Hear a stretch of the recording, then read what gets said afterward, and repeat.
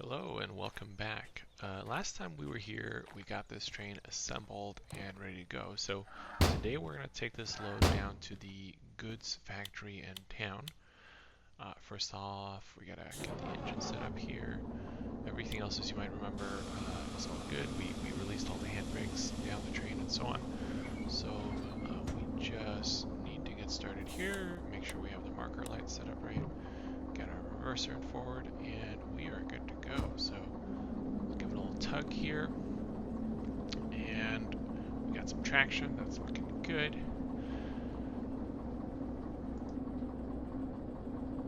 Now, as we get moving here, I always like to try to be careful about, not increasing the speed too quickly. We want to make sure we don't blow the traction motors or overheat our engines. So kind of take it nice and gentle as far as the speed increase. We can see we're going to the goods factory in town here, track D6I. Goods factory in town from the steel mill is just up to the northeast here, right? You can see just up northeast up the track, and then we're going to take a right-hand turn up a little bit up the line there. Once we get into the goods factory, we're going to come from that northern entrance there, so we need to kind of loop around into the D section down below.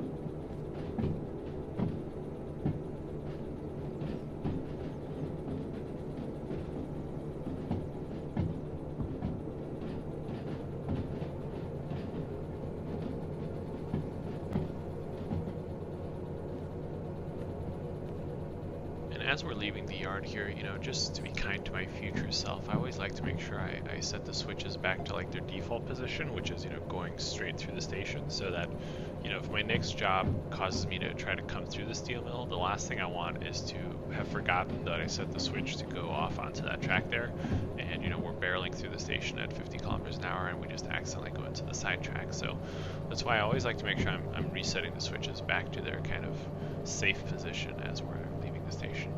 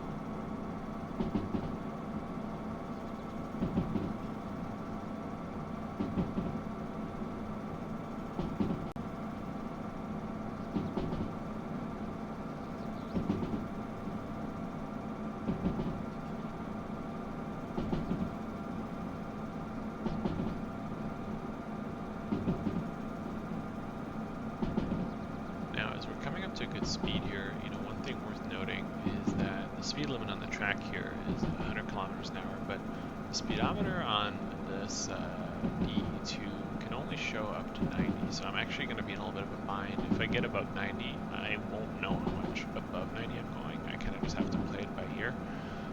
So definitely something to keep an eye on here in the speedometer, make sure we're not going too fast and out of control.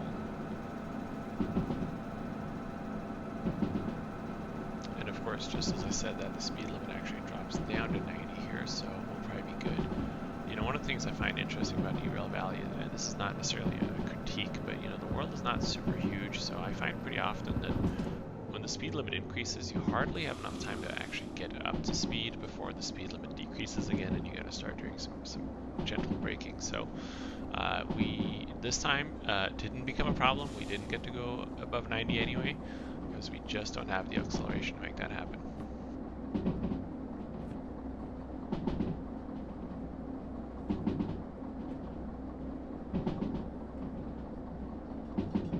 Now, coming up here pretty soon is going to be that junction where we're going to be taking a right. You might remember we're going to the goods factory in town, so we need to be taking a right here at this next junction. And that probably means I need to slow down. Yeah, you can see there the limit here is 60 kilometers an hour, so we're going to slow down a little bit. And in 0.2 kilometers, so that's 200 meters, I got to make sure I pull out my little radio thingamajig and we actually make sure we get that switch lined up. And there we go. So we're good. We're going to go towards the right here and head into the goods factory in town.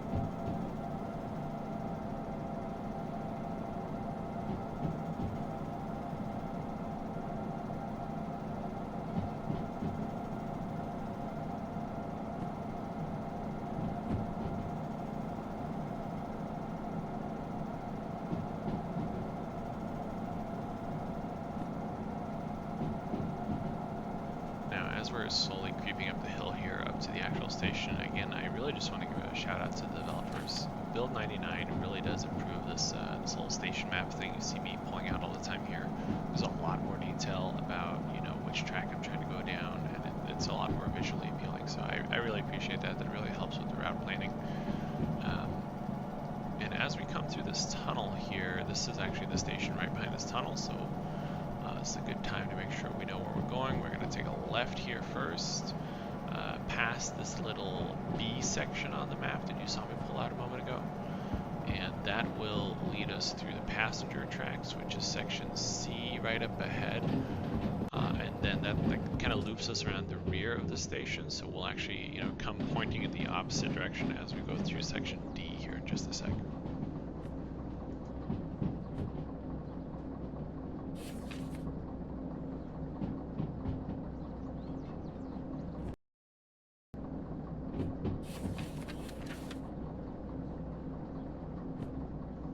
Checking real quick here with the compass, you know, I'm just making sure I'm reading this map right. So 6I will be the second from the top as I look in that direction there, which means as I'm coming in around that loop, I'm going to go towards the right, and it'll be the second from the rightmost track that I'm trying to get through here.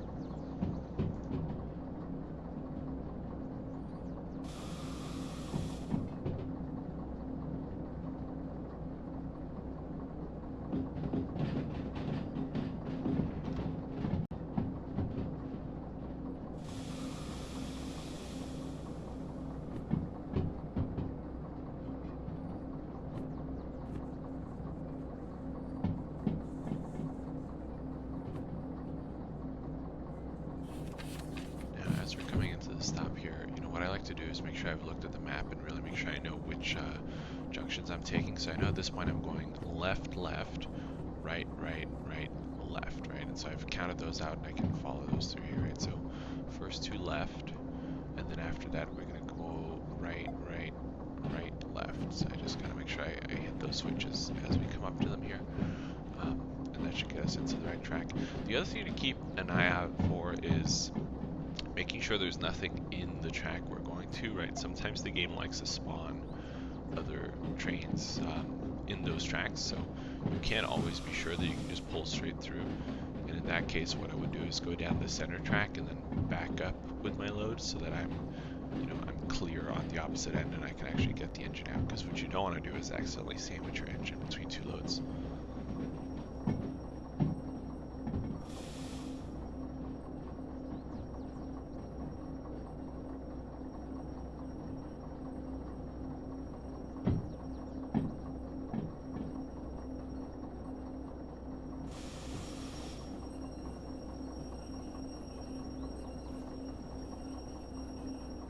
As we're slowly coming to a stop here, I'm going to once again turn off my engine and get everything reset back to the default state. You know, I like to set my engine back to the dark state when I'm done with this run here, just because you don't know. You don't know if you're going to use the same engine next time or what you're going to do. So always leave things in kind of a safe default and ready for the next job is my strategy.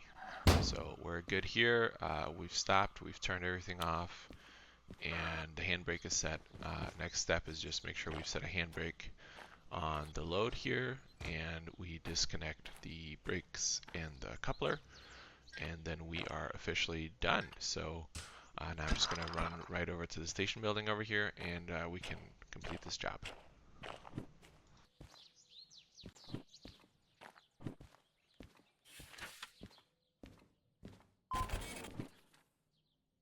Alright, the job is done, and as you can see here, we made it in 13 minutes, which was easily within our 69-minute bonus time limit. That's probably because we did all that pre-work before we even really started the job back at our origin, so we really kind of gamed the system and made this go pretty fast on paper. Now, a couple of jobs here available for me to pick up.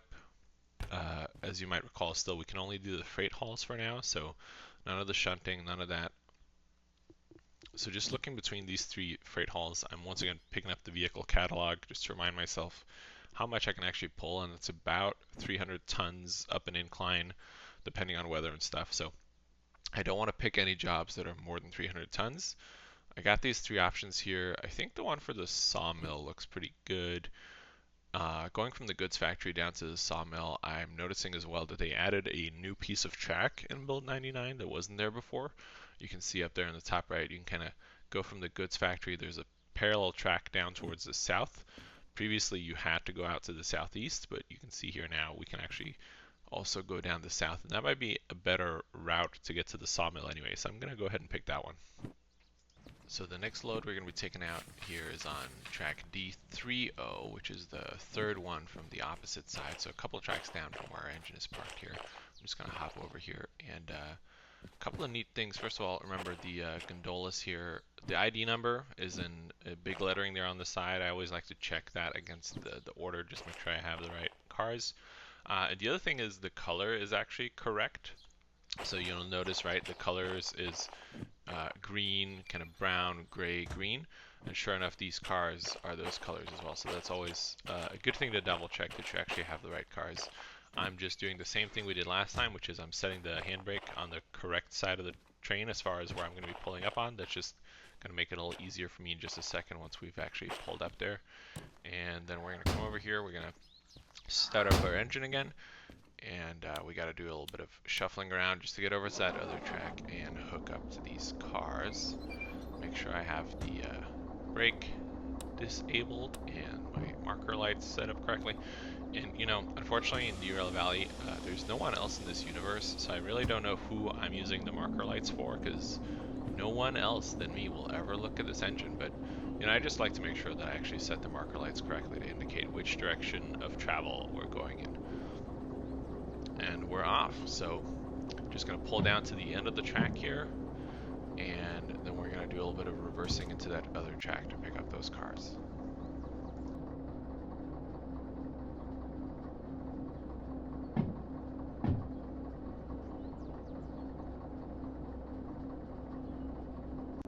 And I'm noticing as we're pulling up here, it's definitely starting to get a little bit darker, right? Those street lights are becoming a little more relevant. So this is going to be a nighttime run, I think, here. There is, back in the station there, and in each station, there is a couch you can sleep on to progress time. So if you only want to do daytime running, or if you're trying to sleep through, you know, like a thunderstorm or something to avoid dealing with the wet rails, you can kind of sleep through and progress time that way, but I did not do that. So as we're getting ready here, this is definitely going to be a run in the dark, it would seem. But you know what, that's okay, that's fun too.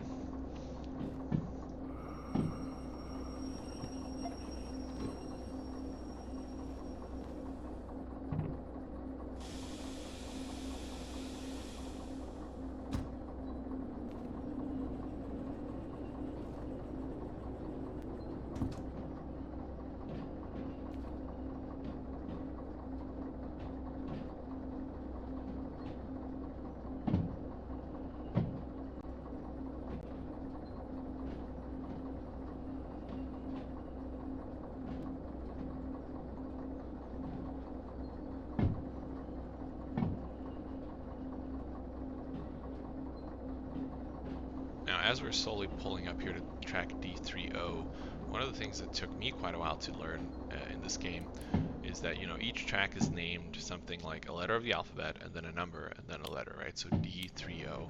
Now, D is perhaps pretty obvious. D is the section on the station map, right? This is the kind of D yard of this station.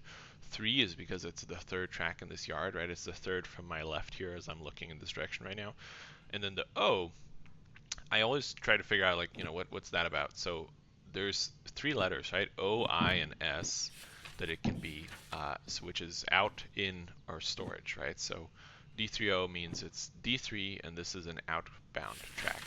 And we're going to be going to B3I over the sawmill, which sure enough is an input track. So the O's and the I's and the S's are just about like what type of track it is, whether it's for inbound trains, outbound trains, or storage.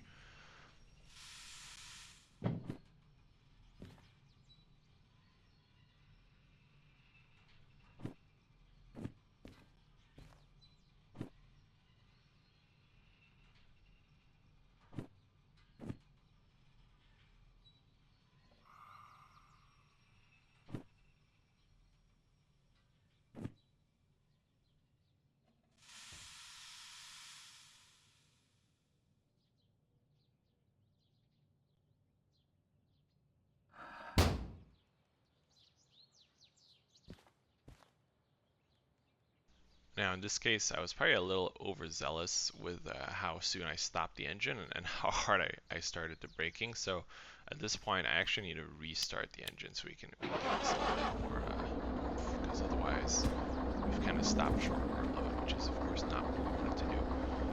So you know, there's definitely a component of learning how to time these things right, and you know, giving it the right amount of braking force. You know, not too much, not too little, but just right.